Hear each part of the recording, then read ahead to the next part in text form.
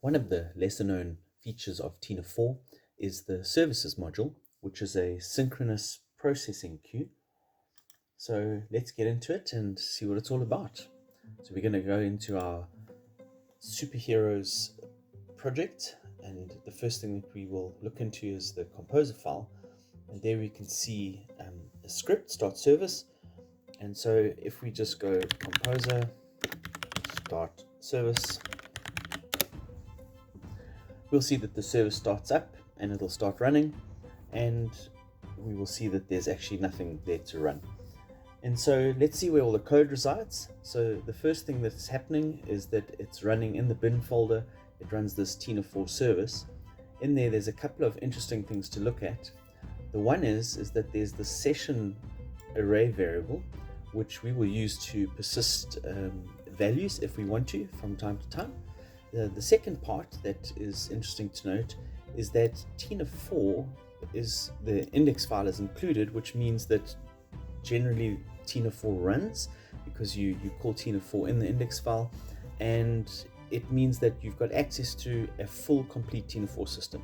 So that includes the env file, includes your access to databases and all the other classes that have already been auto-loaded by Composer. So the rest of the code actually resides down in the vendor folder, and we'll quickly just go and have a look where it is. It's there in the Tina4 stack, in Tina4 PHP, in Tina4, and we'll see there in the service folder.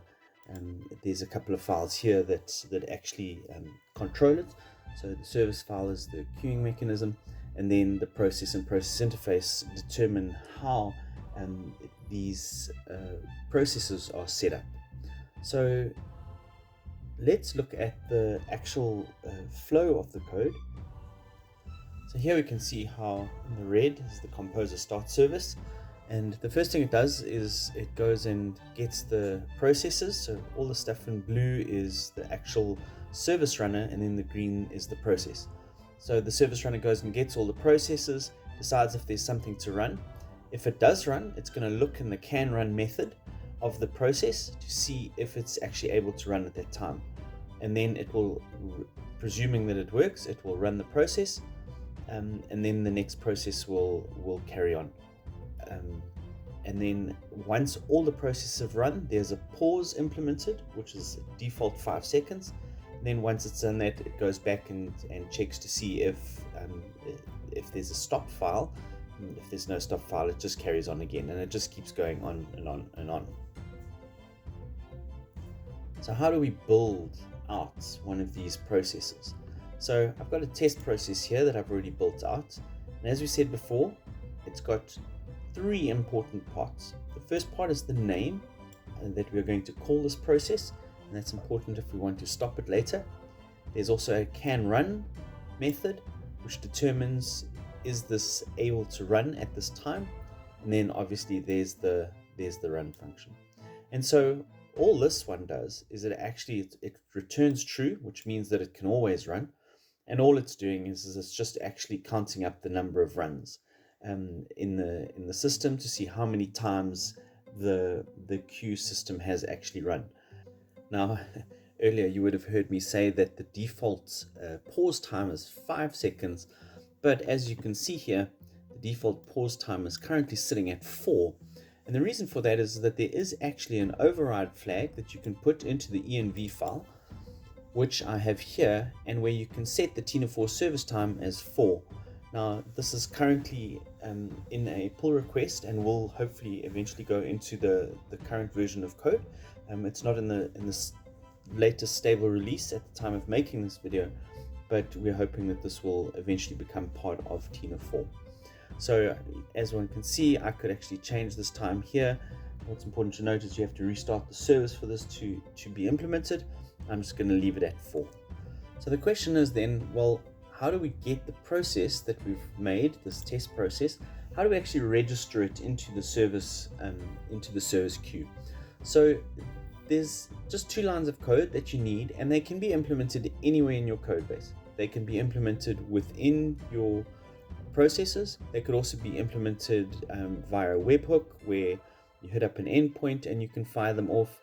It could be written in other code in your website. So it's quite versatile as to where you can actually run these.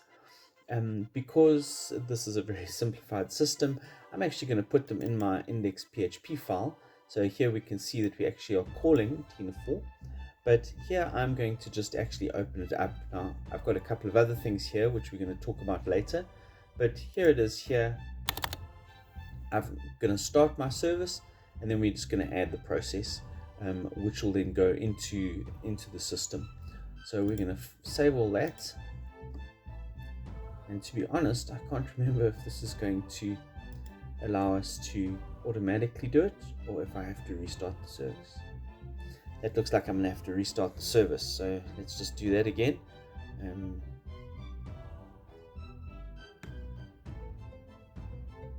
And the reason for that is that the service is already running, and so the index.php file hasn't been called again, because it only gets called once when you start the service. If this is running in your website, it would actually happen automatically.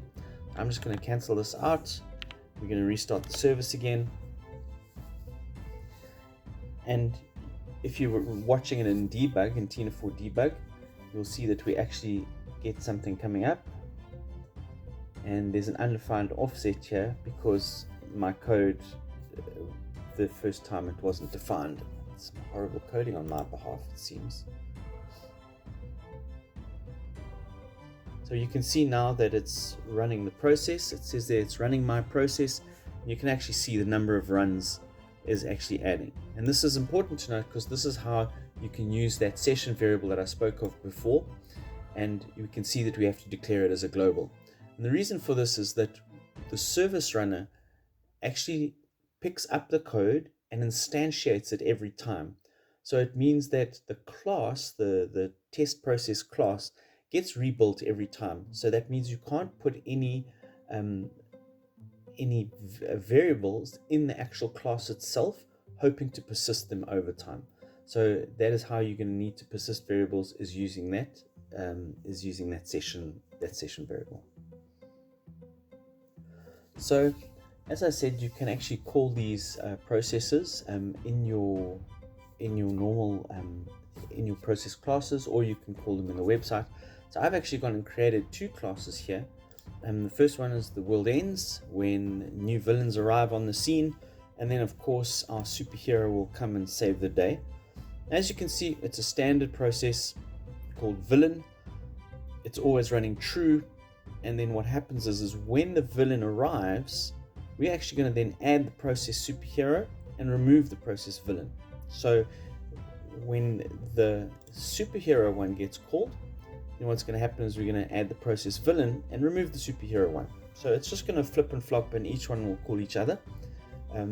Now again, because the process, I'm just going to run it in the index file. So we're going to put here, and I only need to start one. So there, it's going to add that process, but as I said before, we're going to have to restart this. So here we go. And again, I think I'm going to hit the error on that runtime. So you can actually live change these, and it actually then loads them up as it's running. And we can see that the processes are starting to run now. And we can see number of runs is 4.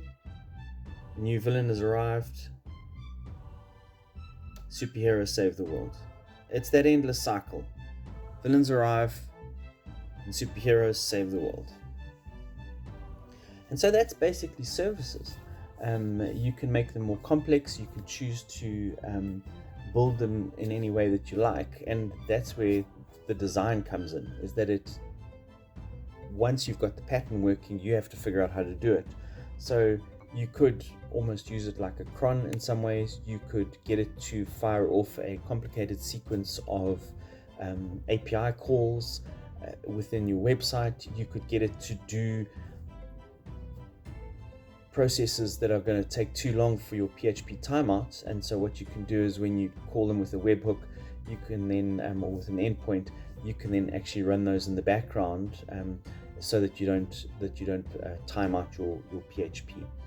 There is documentation that's going into the there's also going into the GitHub repository, so there is some extra documentation there on how services run. And naturally, if there's any questions, please just pop them in the comments down below.